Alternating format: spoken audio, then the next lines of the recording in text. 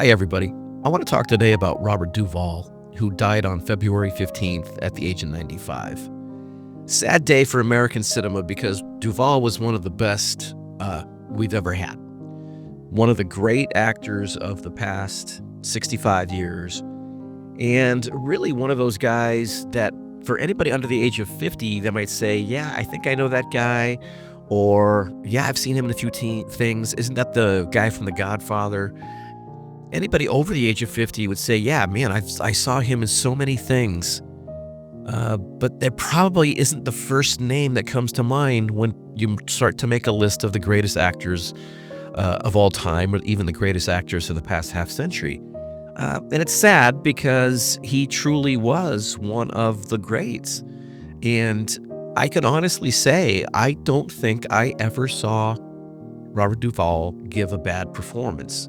I saw a lot of Robert Duvall performances. None of them were bad. That says a lot because even the greatest actors have movies where you say, ugh, that was a clunker. Oh, they weren't very good in that. That accent wasn't good. That choice wasn't good, whatever the case may be. But for Duvall, you never said that, or at least I never said that. And I think the things that held him back were twofold. One, he got a late start. He didn't even make his film debut until he was 31 years old. And even there, he had a lineless performance as Boo Radley in 1962's To Kill a Mockingbird. The other thing that held him back was that he was largely a supporting actor. He got very few, or at least not nearly as many, leading roles as he should have given his talent. That never seemed to bother him. It certainly didn't hurt his legacy or his reputation. In fact, People magazine dubbed him Hollywood's #1, #2 lead, which is an interesting way of essentially saying he is the best of the supporting actors working in Hollywood. And I don't think there's any doubt of that. And I think you can make a fantastic case that Robert Duvall is the greatest supporting actor of all time, based on what movies he starred in, the performances that he turned in those roles, and how he elevated the work of everything and everybody around him. And the fact, as I said earlier, he never gave a bad performance. That's what makes a great actor. He was rock solid. So solid, in fact, that one of the few times that he got a leading man opportunity in 1979's The Great Santini, which earned him an Oscar nomination for Best Actor, famed New York Times critic Vincent Canby dubbed him the American Olivier, which is an astounding compliment, considering that Olivier is considered one of the top couple or three greatest actors of all time. And in fact, the stage awards in the UK, the equivalent of the Tonys here in the United States, are called the Oliviers, and Canby calls Duvall the American Olivier, is amazing, considering that he was really never a leading man. And yet the few times that he was a leading man, he was lauded and actually earned 3 Best Actor Oscar nominations, even though he was rarely a leading actor. It's just incredible, and again speaks to Duvall's talent and his legacy. So he was born in California and came out to New York when he decided to be an actor after not doing very well in school and saying he wasn't a very good student. He served in the Army for a little while, went to New York to study under a famed acting teacher, Sanford Meisner. And interestingly, 2 of the guys that he kind of came up with, and they all struggled together and actually even shared apartments together at various times.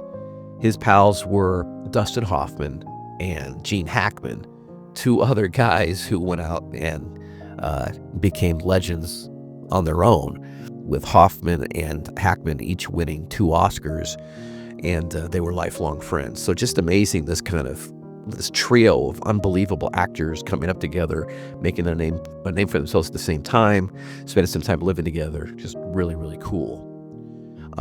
So he is on the New York stage scene for a long time, but he doesn't even make his Broadway debut until 1966.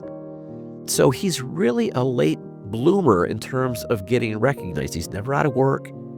He's always turning in well-praised performances, but his film debut as a 31-year-old and his Broadway debut as a 35-year-old. And he doesn't even really become a name that anybody would really know outside of those kind of small circles in New York until he is Ned Pepper, the foil for John Wayne's True Grit in 1969, at which point he is already 38 years old. But it's here that he kind of gets his feet under him, and he's in steady Hollywood work from here until the end of his career, and he's always great, and really it's some big-time stuff. So True Grit is followed by MASH in 1970, where he plays the neurotic Major Frank Burns, and he's very, very good in that, directed by Robert Altman. The very next year, one of his few early lead roles as the title character THX 1138 in George Lucas's debut, that was kind of a bomb. That's kind of become a cult classic since then. But it doesn't do well, and it certainly doesn't make Duvall a leading man in Hollywood. But it's the next year where everything changes forever, because he turns in the performance as Tom Hagen in The Godfather, and he earns his first Oscar nomination for that. And he is absolutely brilliant as the consigliere who, when you look at it, is really the lifeblood of that film. He is at the core of keeping everything steady. He's the conduit between the patriarch Vito and with Michael. He is the conduit with Sonny when Sonny takes over after the Don is shot. He's the conduit to Sollozzo and trying to get this deal done. He's the conduit out west in Hollywood to the producer to get Johnny Fontane the role. He's the guy who's at the center of things, making the moves, acting as a liaison, the steady voice, the steady head. And he is really instrumental in keeping things together in that family, particularly in the transition from Vito to Michael, with all the heat that's coming down and as they head out west, which makes what happens to him in The Godfather Part 2 and how Michael treats him so sad, because he's devoted, he has all kinds of other opportunities, he turns them down, he's devoted to Michael and the family. Michael mistreats him, is mean to him, at times even vicious to him. But again, Tom handles it with aplomb, and Hagen, as played by Duvall, is just that steady voice that keeps the ship sailing in the right direction. And his greatest scene in that film, Godfather Part 2, is when he talks to Michael Vigazzo's character, who is under protection by the federal government, and Michael's trying to settle accounts and get everybody who's come after him and get his revenge. And Tom very subtly talks him into committing suicide. And it's the way that he does it, and Duvall's facility with the language in the scene, and he's so convincing. It's quite something. It's quite something. So that is followed up by his role, which is one of my favorites of his, and I think he absolutely got robbed of an Oscar nomination in 1976 when he was Frank Hackett in Sidney Lumet's Network, a satire of the television industry and kind of corporate America. And Duvall plays this just crazed television executive who is kind of operating so much of the time dialed up to 11, as they would say in Spinal Tap. And it's one of his kind of most bellicose performances, and he's very over the top. And man, he's never been better. He's so good. And it kind of shows off his range as an actor, where he goes from this cool, calm, collected guy in the two Godfather movies to this guy who's just yelling and raving and obscene. And he's fantastic. How he didn't get an Oscar nomination for that is beyond me, particularly since Ned Beatty, who's very good, got an Oscar nomination for that film. He's in one scene, literally, for a few minutes. And again, Duvall is one of the guys in an all-star cast who really grounds that movie. So a little unfair there. It doesn't harm him in the end. He gets plenty of accolades and plenty of award nominations, but he really got robbed there. And then after that is one of his most iconic roles of all time as Colonel Kilgore in Coppola's Apocalypse Now. Again, as a kind of a crazed character this colonel who has this sense of invincibility, and basically wants to clear out this village to kind of make way for his soldiers to be able to surf along this stretch of Vietnam beach. And it speaks to the horror and the insanity of that war and of war itself.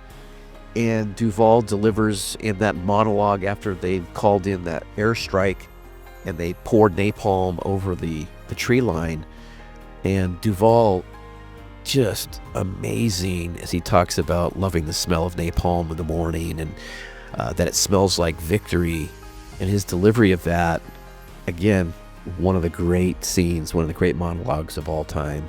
And he does get an Oscar nomination for that. That finally paves the way for him to get a leading role in The Great Santini, which was a box office bomb, went on to become a cult classic, and got him his first Oscar nomination for Best Actor in a Leading Role. And again, just phenomenal. It's one of my favorite performances from an actor in the 70s period. It's one of my favorite Duvall performances. He plays this really hard-nosed Marine who's raising a family and is very, very tough on his son and the people around him.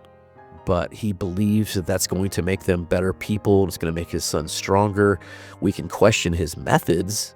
I think very few people would defend everything that he does. Certainly, he can be quite cruel in that as well. But his family is devoted to him, and he's obviously a good man. And Duvall, his performance, the movie wouldn't be anything without it. That leads shortly into his only Oscar win for Tender Mercies in 1983, and then he gets a third Best Actor Oscar nomination in 1987 for The Apostle. And those really are his only leading men roles. That tells you something about how good this guy was, and how he could just light up a screen and carry a movie on his back. And then he gets a couple of more Oscar nominations for Best Supporting Actor later in his career, including one for The Judge at age 84 that briefly made him the oldest Best Actor Oscar nominee. Before that was later broken by Christopher Plummer. And that gave Duvall his 7th Oscar nomination overall in both the leading and supporting categories. Just to tell you how many that is, there are only 9 people ever. 9 men. 9 male actors in the history of the Academy Awards who have more than 7 nominations. So Duvall's in the top 10, and I think that's might surprise a lot of people that he's that high, but it's only because his work is so steady for so long. He just turns in the work and does the role the way that it needs to be played. He's just a consummate pro, and I think that's maybe the best thing that could be said about him. And I think that's true of all of the great supporting actors. They're just consummate pros who do what they need to do to really shore up the linings of a film where there aren't any weak spots. And man, you couldn't get a better wingman than Robert Duvall. Duvall broke through on occasion. When he broke through, man, he lit up the sky and proved that he could do just about anything. There just isn't another Robert Duvall out there, and maybe there never will be. These kind of guys don't come along very often. It's a sad day for us as film lovers when somebody like Robert Duvall passes away, and all we can do is appreciate his legacy and what he has left behind. And it is an astounding filmography, and I highly recommend everybody out there to check out some of Robert Duvall's stuff here in the next few months in the wake of his death, and you will not be disappointed, and you will be able to appreciate just how talented this guy was. And he was great. So hats off to America's Olivier. Thanks for everything that you gave us. All right, everybody.